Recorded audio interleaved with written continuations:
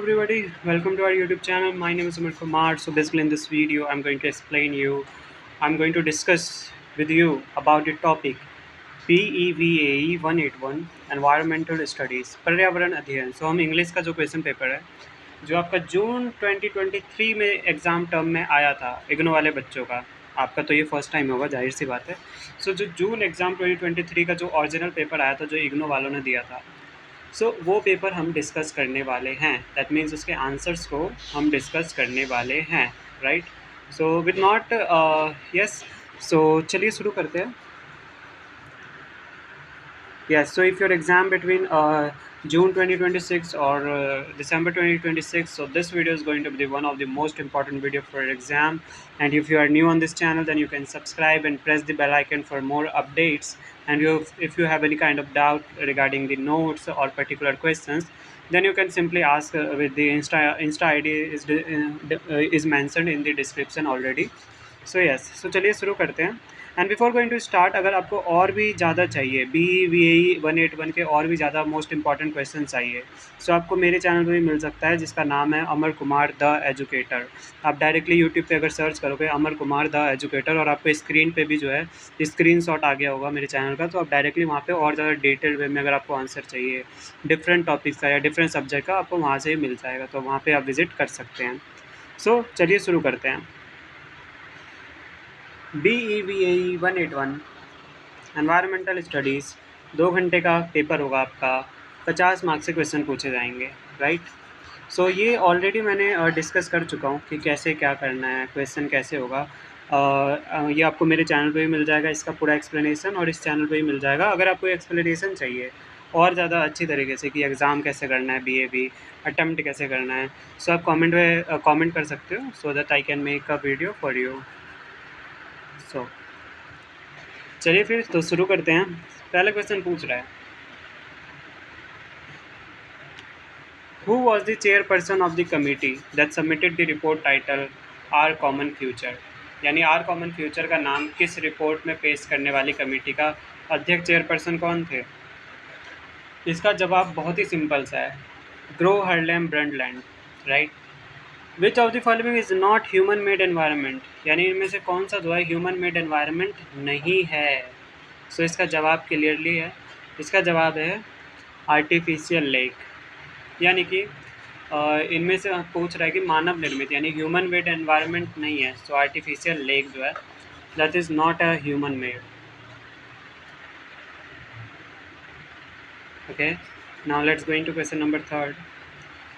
United Nations conference on environment and development UNCED in 1992 was organized at. यानी ये कब organise हुआ था, नया ये कब ऑर्गेनाइज हुआ था. सो ये ऑर्गेनाइज हुआ था रियो डी जनेरियो में, राइट. सो इसका आंसर है Rio de Janeiro.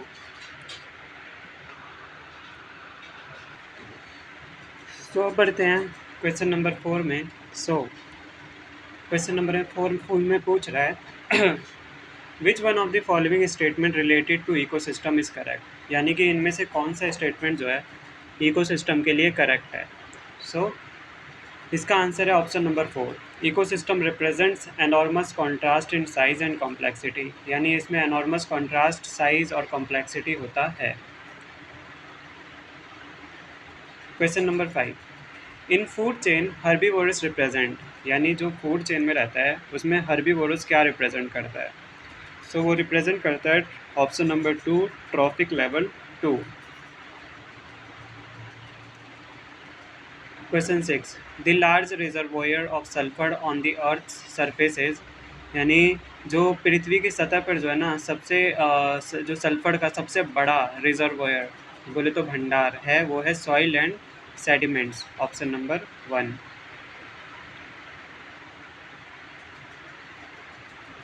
Question 7, which one of the following is known as the primary community. यानी इनमें से कौन सा जो है एक प्राइमरी कम्युनिटी के नाम से भी जाना जाता है. सो इसका आंसर है option number 2, lichen. Okay. 8, the predominant predatory bird in desert ecosystem is. So इसका आंसर है option number 4, that is Gyps bengalensis. मतलब Gyps bengalensis is recognized as a dominant predatory bird within the desert ecosystem. Now question 9. The unattached organism in an aquatic ecosystem which lives at the interface of air water is known as. यानी जो unattached organism है aquatic ecosystem में, जो कहाँ रहते हैं, air water के interface में रहते हैं, उन्हें हम क्या कहते हैं? सिंपल, उसे हम नियोस्टन कहते हैं. Question 10. In ocean, dash zone is shallow and rich in species with high productivity. मतलब कि जो महासागर में जो डैश मंडल जोन जो उथला होता है और यह उच्च उत्पादकता वाली स्पीसीज से समृद्ध होता है, कौन होता है? वो है neritic. Option number 2. Okay, so the neritic zone is characterized by being shallow and supporting high marine productivity. Question number 11. Which one of the following forests has the most diverse communities? यानी इनमें से कौन सा forest जो है जिसके पास most diverse communities है? सो इसका आंसर है option number 3, that is tropical rain forest. Right. Now question number 12. Loss of water in vapour form from the plant is known as. यानी जो पौधे से जो है जो वाष्प के रूप में जो जल की हानि कहलाती है वो क्या कहलाता है? That is simple, that is option number 4, transpiration. So transpiration is the biological process where plants lose water as vapour through their leaves.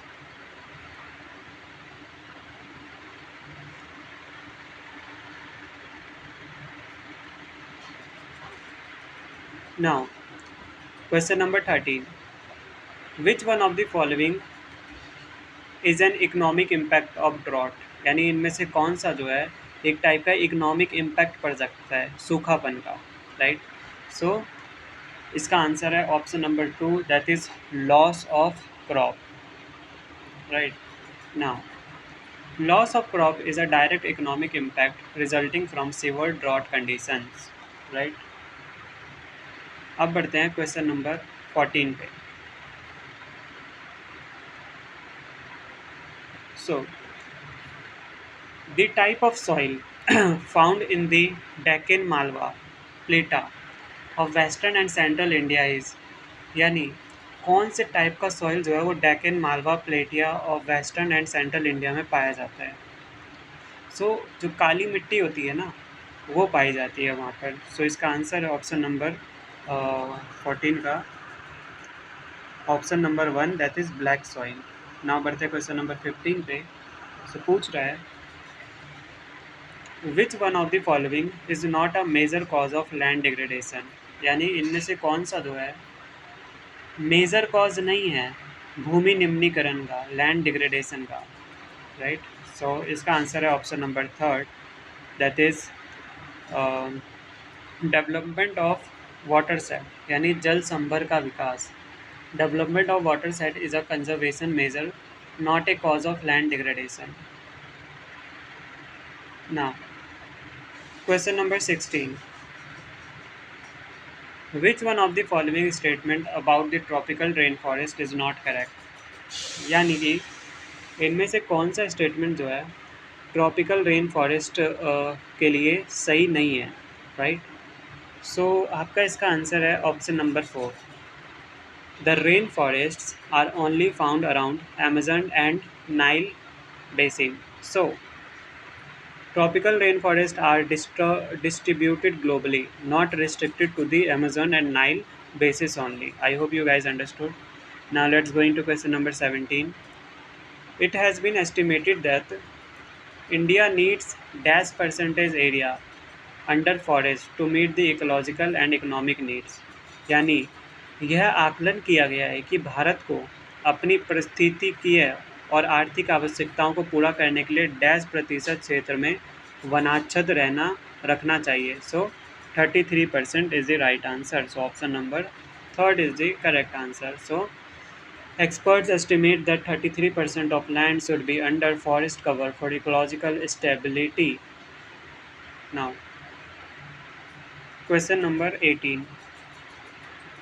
NTFP क्या स्टैंड करता है, इसका फुल फॉर्म आपको बताना है. So इसका आंसर है non timber based forest product. Option number 2 is the correct answer. Right. So NTFP refers to the non-timber based forest products harvested from forest ecosystems. Now, question number 19. Which one of the following diversity is known as the fundamental currency of diversity? यानी इनमें से कौन सा जो diversity है वो उसे इस नाम से भी जाना जाता है कि फंडामेंटल करेंसी ऑफ डाइवर्सिटी के नाम से भी जाना जाता है. सो इसका आंसर है option number 1, that is genetic diversity. बोले तो अनुवंशिक विविधता. सो genetic diversity is considered the fundamental currency upon which all other forms of biodiversity depend.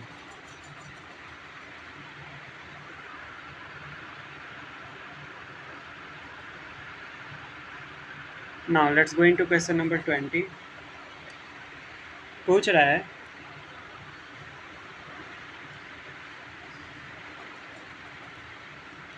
which one of the following biogeographic zone covers the largest area in India? यानी भारत में जो है इनमें से कौन सा जैव भौगोलिक क्षेत्र बोले तो सर्वाधिक क्षेत्रफल में फैला हुआ है. सो इसका आंसर है option number 2, the Deccan peninsula. क्यों समझो. Basically the Deccan peninsula is the largest biogeographic zone in the terms of geographic area in India. यानी इंडिया में जो है ना सबसे बड़ा जियोग्राफिक एरिया के टर्म्स में ये आता है बायोजियोग्राफिक जोन में. Question number 21. About 2/3 of India's endemic plants are confined to. यानी 2/3 हिस्सा जो है इंडिया का एंडेमिक प्लांट्स क्या कन्फाइंड करता है. सो इसका आंसर है option number 4, the Western Ghats. Right. Now अब बढ़ते हैं क्वेश्चन नंबर 22 में. So which one of the following dash is not true about India as a mega biodiversity country. यानी कि इनमें से कौन सा जो है इंडिया को as a mega diversity country के नाम से नहीं सही है. सो इसका आंसर है 22 का option number 4, India has 2 major realms and 3 biomes. So India is classified as having 10 biogeographic regions and significantly more than just 3 biomes. Now, question number 23. So, question number 23 में पूछ रहा है in India the first wave and tidal energy project was set up at. यानी कब ये set हुआ था. सो इसका आंसर है ऑप्शन नंबर 1. ये आप ध्यान रखना गाइस, ये क्वेश्चन जो है ना one of the most important questions में आता है क्योंकि मैंने देखा हूँ कि और भी कई टर्म के एग्ज़ाम में ये क्वेश्चन पूछा गया है. सो विज हिंजम इन केरला. सो आप ये ध्यान रख सकते हैं. Now question number 24.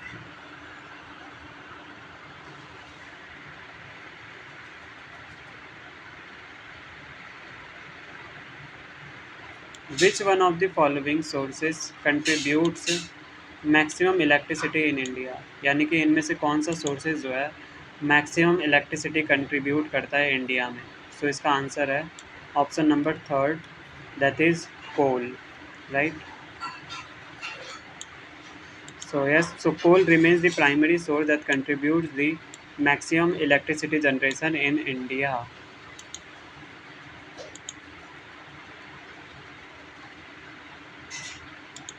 Okay, now let's go into question number 25.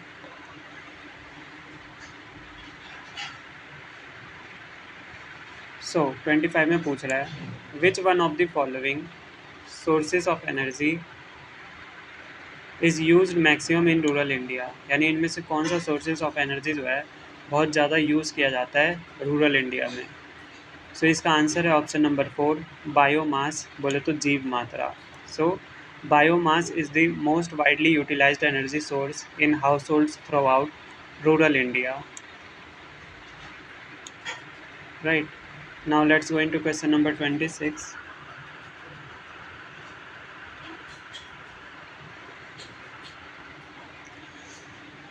So, question number 26 में पूछ रहा है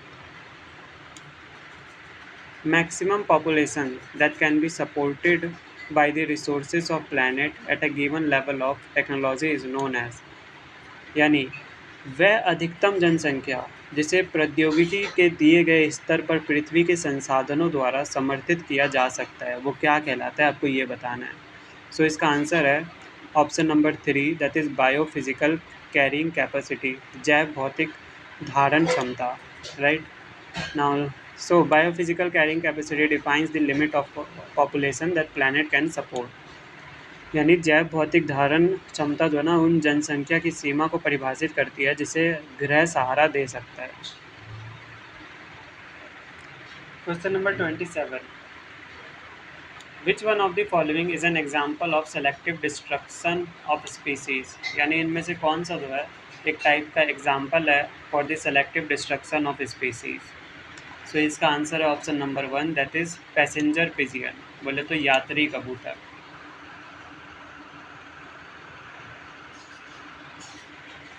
सो क्वेश्चन नंबर 28 पूछ रहा है which one of the following is an invasive species in the semi arids areas of India, यानी इनमें से कौन सा जो है भारत के जो है ना अर्ध शुष्क क्षेत्रों में पाई जाने वाली एक टाइप से आक्रामक प्रजाति है।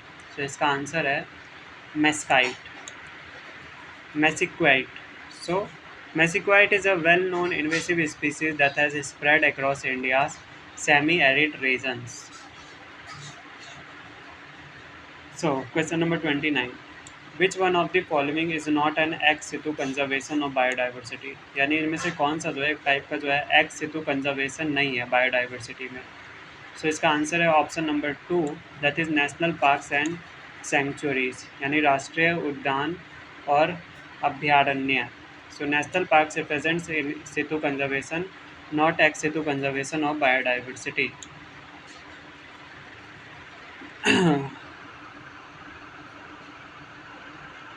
सो question number 30, match the following इसमें करना है आपको। सो इसका आंसर आपका सिंपली है ऑप्शन नंबर 3, जो ए है 3rd पॉइंट से मिलेगा, बी 1st पॉइंट से, सी 4th पॉइंट से और डी जो है 2nd पॉइंट से। क्वेश्चन नंबर 31,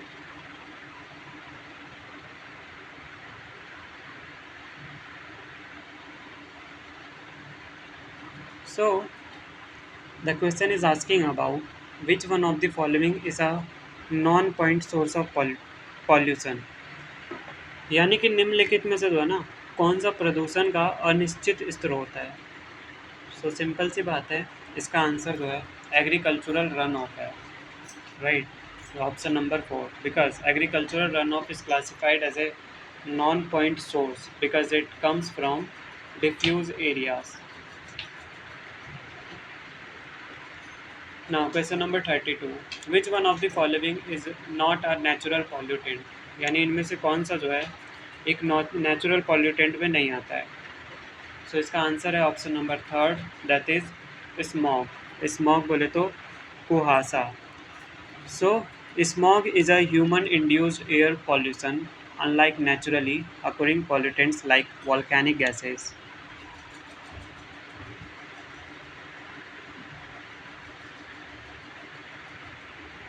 यानी कि जो है कुहासा मानव जनित वायु प्रदूषण है जो ज्वालामुखी गैसों जैसे प्राकृतिक रूप से जो है ना होने वाले प्रदूषकों से अलग है।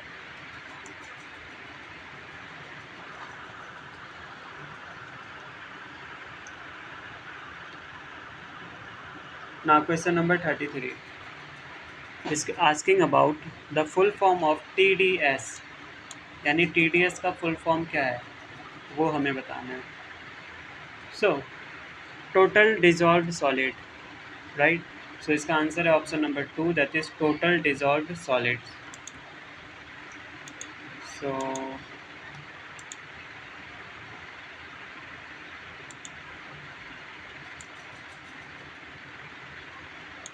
So yes, his answer है total dissolved solids. Now let's go into question number 34. Is asking about decibel ए, बोले तो dBA क्या मेज़र करता है। सो इसका आंसर है option number 2, pressure of the sound, बोले तो ध्वनि के दाब का प्रेशर ये जो है करता है। So the decibel a scale is specifically used for the measurement of the pressure of the sound, यानी साउंड का जो है ना प्रेशर को मेज़र करता है। सो डेसिबल ए पैमाने का उपयोग विशेष रूप से ध्वनि के दाब के मापन के लिए किया जाता है।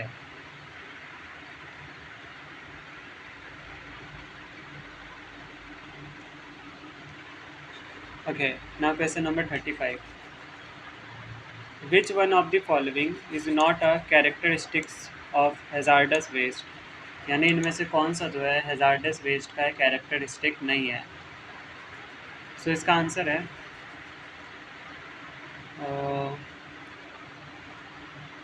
इसका आंसर है option number 1, that is pungent order, बोले तो तीक्ष्ण गंध, right. So pungent odor is a sensory trait, whereas hazardous waste is defined by toxicity or radioactivity. Now, question number 36. Which one of the following is a physical treatment of hazardous waste? यानी इनमें से कौन सा जो है एक type का physical treatment करता है for the hazardous waste. So इसका आंसर है option number 1, that is conditioning, बोले तो अनुकूलन, राइट। क्यों, समझो।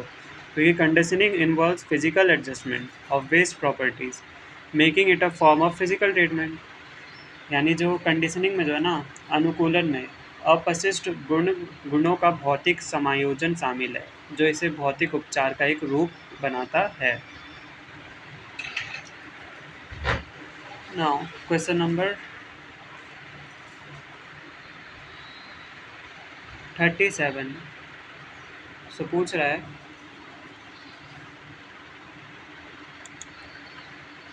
विच one of the following methods is generally used when many industries and urban areas do not have enough vacant space for disposal of wastes।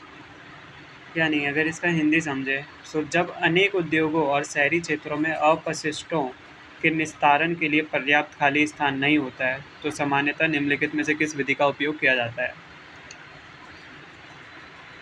सो इसका answer है option number 3, that is incineration, बोले तो भस्मीकरण, right. So incineration is preferred in urban areas because it reduces waste volume when vacant spaces is scarce. Right. Now, question number 38. The Intergovernmental Panel on Climate Change (IPCC) was established in, यानी जो the intergovernmental panel है on climate change वो कब एस्टेब्लाइज हुआ था।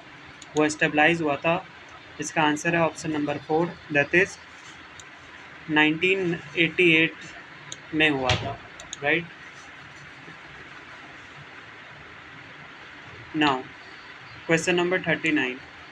Maximum concentration of ozone is found in, यानी सबसे ज़्यादा कंसंट्रेशन जो है ओजोन में फाउंड होता है वो होता है, ओजोन की अधिकतम सांद्रता पाई जाती है किस, कहाँ पाई जाती है, स्ट्रेटोस्फेयर में। Option number 2 is the correct answer of the question number 39, right. बोले तो समताप मंडल। So, the stratosphere layer contains the highest concentration of ozone, protecting Earth from UV rays. Okay, now question number 40. Which one of the following is not an effect of acid rain? यानी इनमें से कौन सा जो है एक acid rain का effect नहीं है। So, the answer of this question is option number 1, that is increase in temperature of the Earth's surface, right? So yes guys, so acid rain cause environmental damage, but it does not directly cause an increase in temperature. So now question number 41, Earth summit 2000 was organized, यानी जो अर्थ summit 2000 था वो कब organise हुआ था?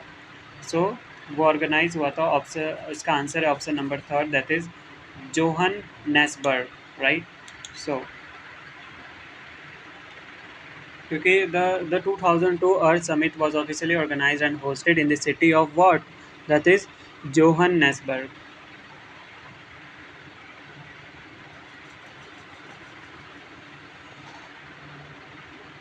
So question number 42, in which of the following cities one of the zonal branches of National Green Tribunal is located? यानी इनमें से जो है ना कौन से सिटी में जो है बोले तो नेशनल ग्रीन ट्रिब्यूनल जो है लोकेटेड है, ये बताना है. सो इसका आंसर है option number four, that is Bhopal, right? So Bhopal serves the as the location for one of the established zonal branches of the NGT.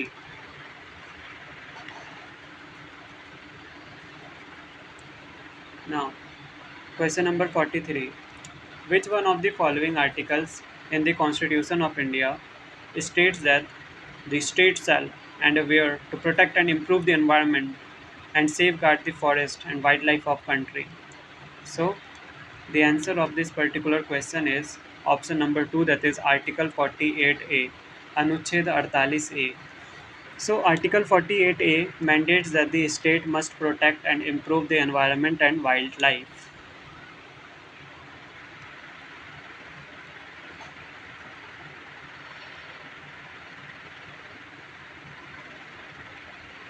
Now, question number 44. The major factors responsible for the increase in population between 10,000 BC and about 1800 AD was largely due to, so इसका answer है आपका option number one, that is increasing birth rates coincided with the growth of agriculture, right? So early population increase was largely driven by increasing birth rates supported by agricultural growth. Now question number 45. Which one of the following disease cannot be regarded entirely as generic? यानी इनमें से कौन सा जो disease है जो वो जो है ना डायरेक्टली जो है ना एंटायरली या जेनेटिक से नहीं रिगार्डेड रहेगा, यानी निम्नलिखित में से कौन सा डिजीज़ को जो है ना आनुवांशिक नहीं माना जाता है? सो इसका आंसर है schizophrenia, schizophrenia, right? So yes, question number 45. Now let's go into question number 46. Match the following, यानी निम्नलिखित का सुमेलन कीजिए. सो इसका आंसर है आपका 46, इसका आंसर है आपका option number third.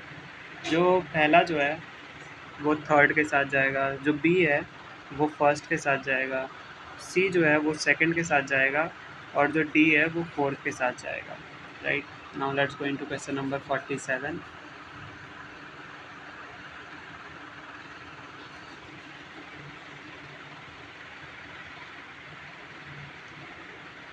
Silent valley is located along the river, यानी जो साइलेंट वैली है वो शांति घाटी जो है इस नदी पर स्थित है. कौन सी नदी पर? वो है Kunti, right? So the silent valley national park is situated along the banks of the Kunti river, right? So Kunti, right? Now question number 48. Which one of the following is not a factor for the creation of new set of environmental ethics? यानी इनमें से कौन सा जो पर्यावरणीय नीति शास्त्र के नए नियमों को बनाने के लिए एक कारक नहीं है? सो इसका आंसर है option number third, expanding moral concern, यानी बढ़ते नैतिक सरोकार.